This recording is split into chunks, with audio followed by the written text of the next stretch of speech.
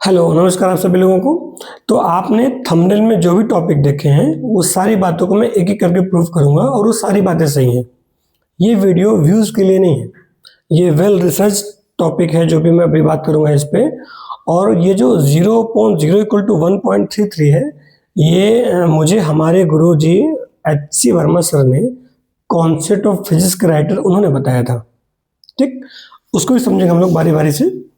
तो जनरली मैंने देखा है कि जैसे 0.0 की बात आती है तो मैक्सिमम स्टूडेंट्स उसको अनडिफाइंड बोल देते हैं, ठीक है ना। तो एक लूज मैथमेटिकल कंटेक्स्ट की बात की है तो ठीक है, ऐसा बोल सकते हैं, बट बोलना नहीं चाहिए।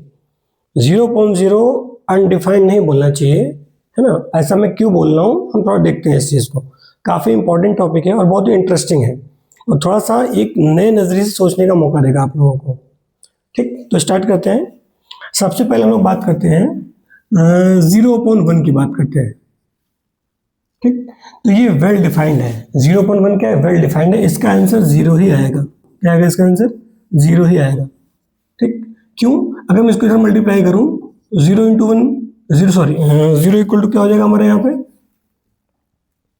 0 इक्वल टू क्या हो जाएगा? 1 इंटू 0। ठीक, इसको मैं यहाँ मल्टीप्लाई करूँ तो यहाँ पे LHS और RHS बिल्कुल सेम है ना। यानी जो ये 0 टाइम जाएगा, आंसर इसका 0 आएगा। कोई शक वाली बात नहीं है। इसको थोड़ा अगर मैं और आसान भाषा में समझना चाहूँ अगर, ठीक है ना, तो इसमें क्या है, जैसे कि डिवीजन का मतलब क्या होता है कि अगर हमारे पास 10 चॉकलेट्स है और 5 लोगों में डिस्ट्रीब्यूट करना है, डिनोमिनेटर में क्या होता है कि हमें जितने इक्वल पार्ट में डिवाइड करना है। तो 5 लोग हैं, अगर 5 इक्वल पार्ट में डिवाइड करना है 10 चॉकलेट से, सबको कितना मिलेगा? हमको दो चॉकलेट मिलेगा। ठीक, अगर एक भी चॉकलेट नहीं है और हमको 5 लोगों में डिवाइड करना है, जब चॉकलेट है ही नहीं है तो हम डिवाइड क्या करेंगे? तो किसी को कुछ भी नहीं मिलेगा। क्या आएगा आंसर इसका? 0। तो ये वेल डिफाइंड है। तो 0 पॉइंट एनी नंबर क्या होगा? 0 होगा। ठीक, बात क्लियर है। अब हम लोग बात करते हैं, थोड़ा और आगे चलते हैं, इसको मैं हटाता हूँ। ठीक, हम लोग बात करते हैं कि मान लिया अगर 5/0 है, इसकी बात करते हैं, है ना। तो इसमें क्या है कि 5/0 है ना ये, अगर मैं मान लूं कि कोई नंबर n मैं इमेजिन कर लूं कि 5/0 अगर कोई नंबर मैं n मान लूं, तो ये अनडिफाइंड है। क्या है ये अनडिफाइंड है। क्यों अनडिफाइंड है ये? क्योंकि अगर मैं यहाँ पे 5 इक्वल टू में क्या लिख सकता हूँ? n into 0, n into 0। अब क्या है कि मैं n की कोई भी वैल्यू रख लूँ, ये मैं LHS के इक्वल नहीं कर सकता हूँ। कहने का मतलब ये है कि n की हम चाहे जो भी वैल्यू रख लें, हम उसको मल्टीप्लाई करेंगे 0 से तो वो 0 ही हो जाएगा। तो कभी भी ये जो RHS है ये LHS के इक्वल नहीं होगा। तो क्या हम कोई ऐसी वैल्यू सोच सकते हैं n की जिसके लिए कि ये इक्वेशन सेटिस्फाई हो? नहीं हो पाएगा, सोच भी नहीं सकते हम लोग। ठीक, कोई सा भी वैल्यू लेंगे वो उसको 0 ही कर देगा। तो ये होने वाला नहीं है। मतलब पता है क्या है कहने का मतलब? ये है क्या होगा यहाँ पे, इसका आंसर क्या होगा? Impossible, impossible to find a value. यहां पे पॉसिबल ही नहीं है कि हम n की कोई एक वैल्यू निकाल दें। अब यहां पे क्या इम्पॉसिबल है, इसलिए इसको हम क्या बोलते हैं? इसको हम बोलते हैं अनडिफाइंड। ये अनडिफाइंड है, लेकिन 0.0 अनडिफाइंड नहीं है। थोड़ा समझते हैं हम लोग इस चीज को। ये कहानी क्लियर है। यहां पे हम लोग बात करते हैं 0.0 की। ठीक, हमने लिया यहाँ पे 0.0। ठीक, मान लेते हैं कि इसका जो आंसर आएगा, हमने मान लिया n आ गया, कोई नंबर n आ गया। ठीक, तो इसको हम कैसे लिख सकते हैं? अब हम इसको हम कैसे लिख सकते हैं? 0 इक्वल टू में क्या लिख सकता हूं? n into 0। अब यहां पे क्या है कि n की कोई भी वैल्यू रखें, चाहे कोई सा भी वैल्यू रखें n की, ये LHS और RHS हमेशा इक्वल होगा, हमेशा हमेशा इक्वल होगा। इसमें इसमें यही डिफरेंस है। यहां पे क्या है कि हम एक भी वैल्यू नहीं निकाल पाएंगे n की जो कि LHS और RHS को इक्वल कर दे। ये इम्पॉसिबल है, इसलिए क्या है ये अनडिफाइंड है। ठीक, यहां पे क्या है कि हम कोई सा भी वैल्यू रखें, यानी कि कोई भी वैल्यू रखें वो LHS हमेशा किसकी इक्वल होगा, RHS के। ठीक, तो कहने का मतलब ये है कि इसको हम लोग अनडिफाइंड नहीं बोलते हैं, एक थोड़ा डीपर मैथमेटिकल कंटेक्स्ट में इसको हम लोग बोलते हैं इनडिटरमिनेट। क्या बोलते हैं, इनडिटरमिनेट बोलते हैं, इसको लोग बोलते हैं इनडिटरमिनेट। इसका मतलब ये होता है कि कोई एक वैल्यू है बट हम एक वैल्यू नहीं दे सकते उसको, सारे रियल्स नंबर यहाँ पे क्या है, कोई सा भी हो, यानी इनफाइनाइटली मेनी सॉल्यूशंस होगा यहाँ पे ना, इनफाइनाइटली मेनी आंसर्स हो जाएगा यहाँ पे।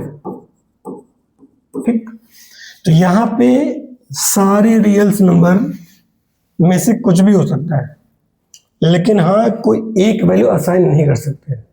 ठीक, तो इनडिटरमिनेट का मतलब ये हुआ, इनडिटरमिनेट का मतलब कि उसकी बहुत सारी पॉसिबल वैल्यूज हैं, इसलिए हम उसको डिटरमाइन नहीं कर पा रहे कि एग्जैक्टली क्या होगा।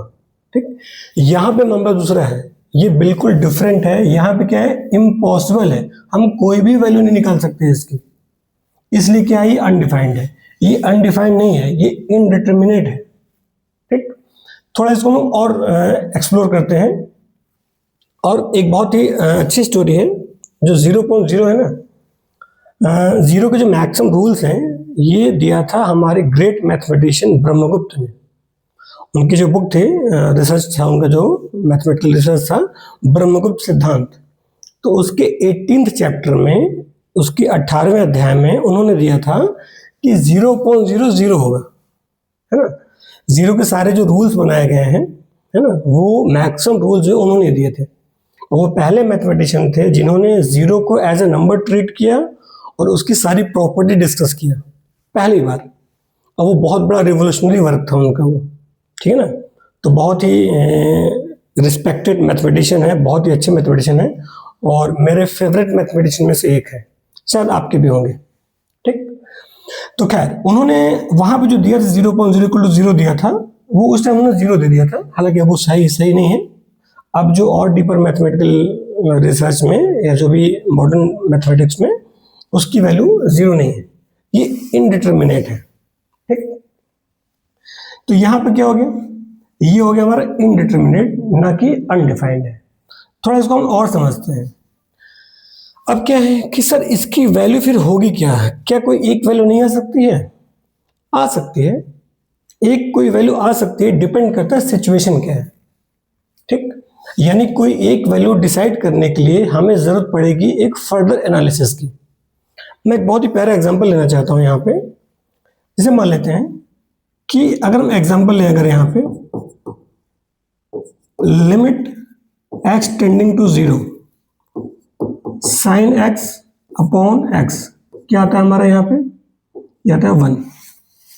अगर देखा जाए ध्यान से तो ये 0.0 फॉर्म था कि नहीं, ये 0.0 फॉर्म था ना यहाँ पे, इसकी वैल्यू कितनी आई है, 1 आई है। ठीक, मैं एक और एग्जांपल लेता हूँ 0.0 फॉर्म का।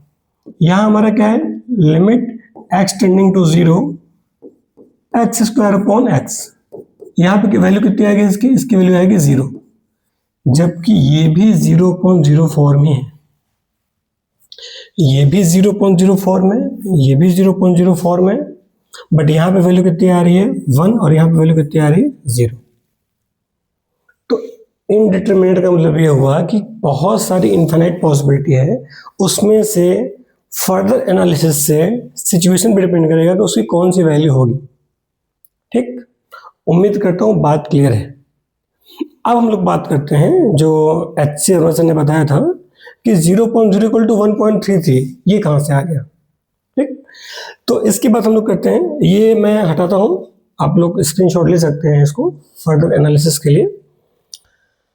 तो उन्होंने सर ने ये बहुत अच्छी बात बताई थी, बड़ा अच्छा, बहुत ही अच्छा एग्जाम्पल लिया था उन्होंने फिजिक्स के केस में। फिजिक्स में जो स्नेल्स लॉ हम लोग पढ़ते हैं कि हमारा, यहाँ पे हम लोग पढ़ते हैं ना स्नेल्स लॉ, ठीक, कि ये हमारा एयर है, यहाँ हमारा क्या है, ये एयर है, यहाँ हमने क्या मान लिया, वाटर है, ठीक। और क्या है, यहाँ से लाइट आ रही है ऐसे, ये हमारा एंगल ऑफ इंसिडेंस हो गया, और लाइट इधर को जा रही है, ये हो गया हमारा एंगल ऑफ रिफ्रैक्शन, ठीक। तो स्नेल्स लॉ क्या बोलता है, अगर आप भी 10th क्लास तक को साइंस आपको पता हो तो आपको स्नेल्स लॉ पता होगा जरूर। स्नेल्स लॉ ये बोलता है कि साइन आई और साइन आर का जो रेशियो होगा वो क्या आएगा, वो आएगा इसका रिफ्रैक्टिव इंडेक्स, हमने कितना मान लिया, एन, यहाँ पे इसका कितना मान लिया हमने, 1 मान लिया, यहाँ पे N2 हमने कितना मान लिया, एन ऑफ वाटर हमने मान लिया, ठीक। तो क्या आएगा यहाँ पे, रिफ्रैक्टिव इंडेक्स ऑफ वाटर, ठीक। ये एयर ही हमारा वाटर है, sine i upon sine r क्या था हमारा, refractive index of the medium, ठीक।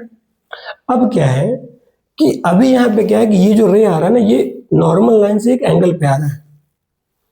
अब क्या है कि अगर मैं इस नॉर्मल, इस जो रे हमारी आ रही है, अगर मैं इसको परपेंडिकुलर इस पे एंटर करूँ मीडियम में, तो अगर ये रे अगर ऐसे आएगी परपेंडिकुलर बिल्कुल, तो उस कंडीशन में क्या होगा, इसका जो रे डायग्राम होगा कुछ ऐसा बनेगा। यानी अब यहाँ पे क्या हुआ, हमने जो नॉर्मल से जो एंगल था हमने कितना कर दिया, उसको 0 कर दिया, तो यहाँ पे एंगल ऑफ इंसिडेंस कितना हो गया, 0, एंगल ऑफ रिफ्रैक्शन भी कितना हो गया, 0। तो अगर हम लोग बात करें तो ये हमारा क्या हो जाएगा, साइन 0 भी क्या होता है, 0। यहाँ पे आई इक्वल टू, यहाँ नहीं, यहाँ बात करते हैं, यहाँ पे क्या हो गया, I equal to R equal to क्या हो गया, 0। तो अब अगर हम स्नेल्स लॉ लगाना चाहें तो क्या नहीं लगा सकते हैं, मुद्दे वाली बात तो ये है कि क्या स्नेल्स लॉ हम नहीं लगा सकते हैं, स्नेल्स लॉ अभी भी वैलिड है और उसी मैथमेटिकल रूल से वैलिड है, ठीक। कैसे, यहाँ पे साइन 0 क्या होगा, साइन 0 अपॉन साइन 0, ये क्या आएगा हमारा, 0 अपॉन 0। और यहाँ पे क्या हमारा है, रिफ्रैक्टिव इंडेक्स ऑफ वाटर कितना होता है, 1.33। तो अंडर दिस सिचुएशन 0.0 कितना आ गया, 1.33। कोई भी पॉसिबल वैल्यू थी ना, हम कोई सा भी रियल नंबर उसका सॉल्यूशन होगा, हाँ एक नहीं होगा ये पक्की बात है, एक सिंगल वैल्यू नहीं होगा, कोई सा भी हो सकता है ना, मतलब इन्फिनिट पॉसिबिलिटी है, उसमें से इस पर्टिकुलर सिचुएशन में इसकी वैल्यू कितनी है, 1.33, और ये बिल्कुल सही है।